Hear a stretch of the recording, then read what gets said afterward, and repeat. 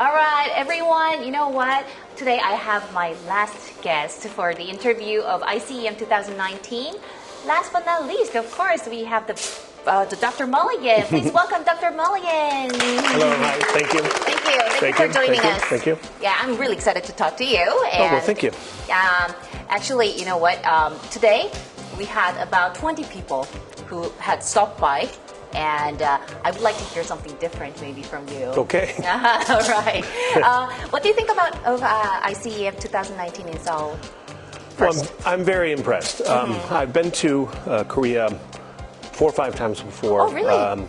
We were involved with the Korean Society of Emergency Medicine, building some conferences in the past, and we've done a lot of work together. Of course, we always see each other at conferences in other parts of the world. So I'm really excited about being back here. When I was in college, my friend worked at a Korean restaurant, and so I learned how to make yukgaejong and bok choy, bulgogi and kimchi, and so I actually make. I know how to cook Korean food at home. Wow. So that's half the reason to come. Is really the food is wow. fantastic. I'm really impressed. What about the other things from ICEM? Any specific area that you were really interested in? Or you were impressed? Well, I mean, it's a very well-run conference, and I'm very happy that there were so many people here. I think this is one of the biggest ICEM conferences that has been delivered so far, and so we're very happy about the number of people here and the number of countries, and it's a very professionally run conference. I'm very happy about the content. There's a lot of clinical content, but there's also a lot of content about how to develop emergency medicine systems. Right. You know, a lot of places in the world don't yet have good emergency medicine, don't have good emergency medicine systems. And you know, when I went through my training, I was trained as an emergency specialist in the United States. Where the specialty has existed for several decades now. And the system already existed when I graduated from my residency program.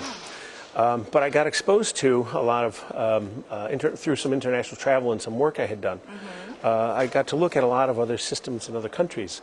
And what I learned or thought at that time was, a lot of places don't have good emergency medicine systems, or not yet. True. They're either in the middle of building a system, but they're not yet finished. And then, of course, a lot of places don't have emergency medicine systems at all yet. So it would be as if you went to a country and they didn't have surgeons, or they didn't have pediatricians, or they didn't have, in some places, didn't have doctors. I mean, you can imagine what kind of care you would get. And so I became kind of obsessed with not just how to take care of patients, but also how do you build the system. And so in the U.S., but way back then, this is about 22 years ago, I was one of the first people who did this extra training, you know, after residency. Your residency teaches you how to take care of the patients, but it doesn't teach you how to build the system. So I did an extra training program in how you build the system. So things like how do you, not just how to take care of the patients, but how do you set up the training programs? How do you set up the emergency department and administration and management?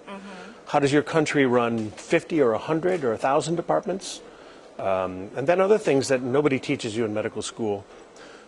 Things like health economics and finance. And how does the country pay for the system? How do the patients pay? Who pays for the machines and the care? And then other things like health legislation. What are laws that help emergency or don't help? Right. And then other things like public health and public policy, health policy. So what are the things that you know, government or ministries can do to help or not help emergency? So I had to. So many. It is. It's a lot of different things. The way I teach about it is, you know, those Russian dolls that have a doll within a doll within a doll within a doll. That's the way I see the system. Is a system within a system within a system. That's how I feel now.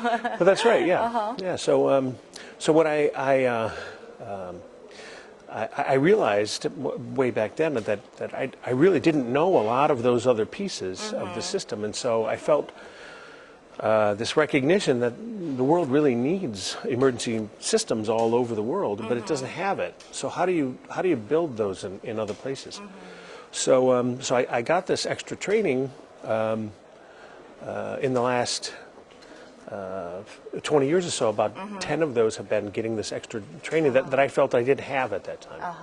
And so what I'm really happy about this conference is it's focusing not just on how to take care of patients, how to set up the training programs, but it's also focusing on a lot of these other things. Leaderships and other systems. Leadership, administration, management. We do have a lot of focus on kind of non-clinical training, so things like health legislation, policy, public health, and quality and patient safety and things that are part of this bigger system.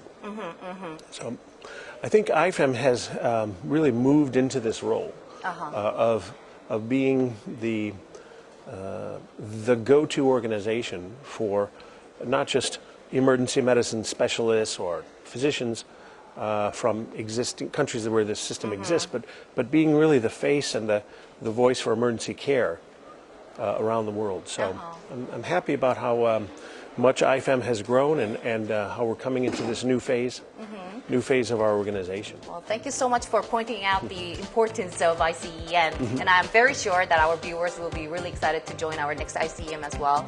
And if they can come, you're very welcome to join us until tomorrow. And are you going to join the gala dinner tonight? Well, of course, yeah.